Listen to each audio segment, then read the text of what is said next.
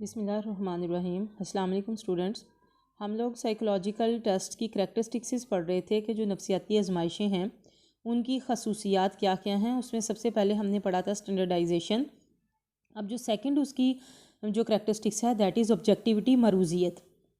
नफ्सियाती आजमाइशों की दूसरी अहम खासियत जो है वो उसकी मरूजियत है, उसका ऑब्जेक्टिव होना। ऑब्जेक्टिव का मतलब है कि ऐसी चीज़ जिसमें आप सब्जेक्टिवली यानी अपना कोई राय, अपना कॉन्सेप्ट, अपना आइडिया या अपना तरीक़ाकार उस पर इम्प्लीमेंट ना कर सकें, बल्कि जो चीज़ जिस तरह से है ऑब्जेक्टिवली उसको देखा जाए। अब ऑब्जेक्टिव का एक आप समझ लें एक एग्जांपल से कि जैसे एक ऑब्जेक्टिविटी होती है कि आपको एक ऑब्जेक्टिव क्वेश्चन आता है, नीचे 4 आपकी जो हैं वो ऑप्शन दी जाती हैं, आप उन्हीं में से किसी ऑप्शन को सिलेक्ट करेंगे तो आपका जो है वो आंसर ठीक कंसिडर होगा। अगर आप बीच में अपनी कोई लिखना चाहें तो वो बीच में उसकी इजाज़त नहीं होती।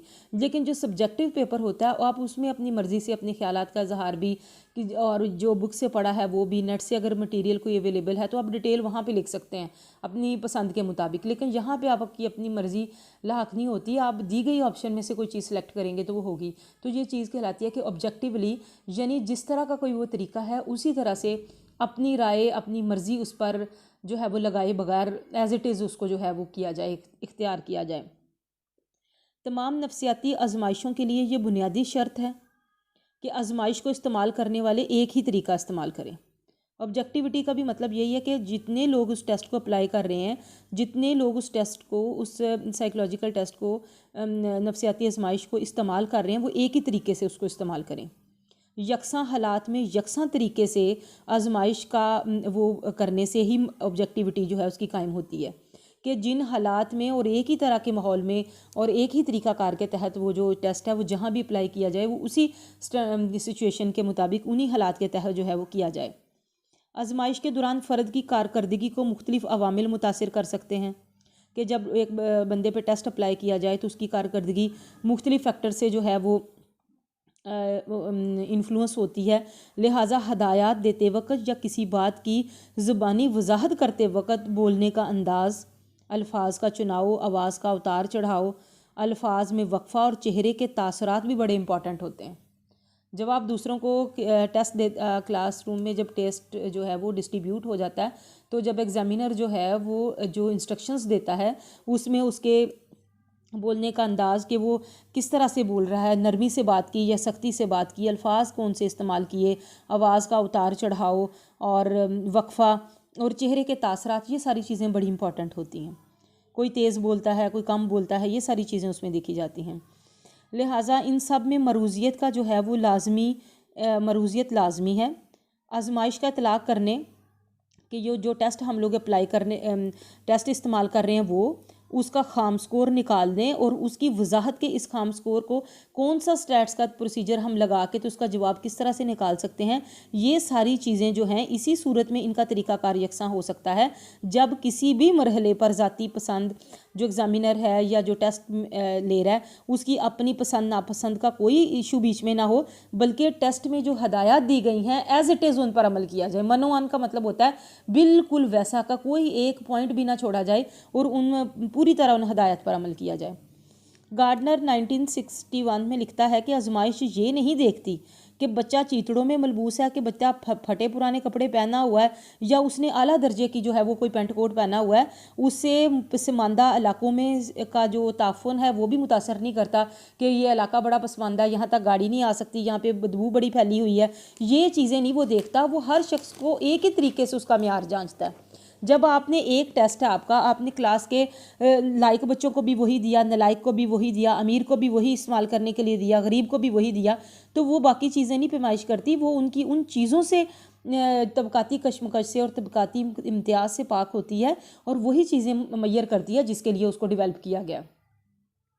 ऐसा इसी सूरत में मुमकिन होता है जब आजमाइश म्यारी अंदाज से इस्तेमाल की जाए। एक म्यारी आजमाइश पर फ़र्द की कारकर्दगी हमेशा यकसा रहती है। एक म्यारी आजमाइश है ना, फ़र्द की वो कभी भी कहीं पे भी अप्लाई हो, फ़र्द की कारकर्दगी उस पर हमेशा एक जैसी रहेगी।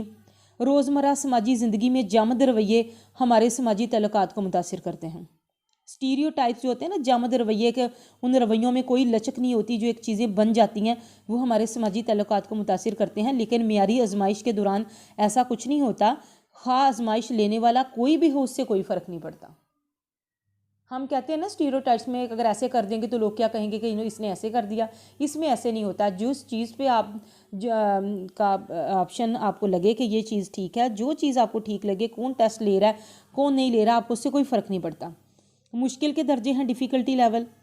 नफ्सियाती आजमाइशों की एक खसूसियत ये भी होती है कि सवालात में मुश्किल के दर्जे का हसूल है, यानी पहले क्वेश्चन आसान आते हैं, फिर आहिस्ता सा बतदरीज वो सवालात जो है उसके मुश्किल होते चले जाते हैं, जिसे हम डिफ़िकल्टी लेवल कहते हैं। यानी एक ऐसा लेवल जो आसान सवालात की दर्जाबंदी इस तरह से की गई होती है कि जो आसान क्वेश्चन है वो शुरू में और जो मुश्किल हैं वो बाद में पूछे जाते हैं।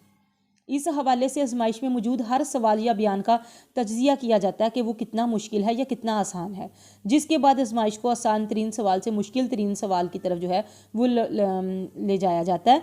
लेकिन जब आजमाइश का इतलाक़ होता है और उसके स्कोर की वजाहत दी गई होती है तो वो उसी तरीके से उसके स्कोर को किया जाता है जैसा मैनुअल में दर्ज होता है, और अफरद की अपनी ज़ाती पसंद का नापसंद का, कोई चीज़ उसको अच्छी लग रही है नहीं लग रही, उसका बीच में कोई अमल दखल नहीं होता। मरूजियत के हसूल के लिए ऑब्जेक्टिविटी का, जब हम कहते हैं कि हमारे टेस्ट जो हमने अप्लाई इम्प्लीमेंट कर रहे हैं उसमें मरूजियत हो, ऑब्जेक्टिविटी हो, तो उसकी छोटी से छोटी तफसील भी जो है वो उस किताबचे में दर्ज होती है जो उस टेस्ट के साथ होता है। जो एक टेस्ट डेवलप करता है वो एक किताबचा सा भी लिखता है, छोटे से छोटी सी एक बुकलेट होती है जिसमें उसने तफसील से छोटी बात भी लिखी होती है कि किस तरह का टेस्ट लिया और कैसी हालात थे, कौन सी सिचुएशन थी और किस तरह से फिर उसके रिज़ल्ट क्या आए और रिज़ल्ट को कैसे इंटरप्रेट किया गया। आपने देखा भी होगा कि मौज़ूई इम्तिहानी पर्चों में तलबा की काबिलियत का मेयार जो होता है वो प्रोफेसर के अपने तसब्बात से बहुत मुतासिर होता है। यानी अगर कोई बच्चा प्रोफेसर है ऐसा है जो तासुब रखता है बच्चों के साथ, और बच्चों के साथ कोई किसी की वजह से या बच्चों की बदतमीज़ी की वजह से या वैसे किसी और वजह से अगर बच्चों के साथ कोई किसी किस्म का अपना प्रेजुडिस रखता है तो वो भी उस पर बड़ा असरअंदाज होता है। लेकिन मियारी और मरूजी आजमाइश में इससे कोई फ़र्क नहीं पड़ता कि टीचर के साथ आपके रिलेशनशिप बच्चे के कैसे हैं या टीचर उनके साथ क्या सलूक करता है या बच्चा जो है उसने किस तरह का मिसबिहेव पहले किया हुआ, इन चीज़ों से कोई फ़र्क नहीं पड़ता। और वही चीज़ से फ़र्क पड़ता है कि जो चीज़ जिस तरह से है जैसी है वो वैसी ही होगी, तो ऑब्जेक्टिविटी जो है उसको हम हासिल कर सकेंगे।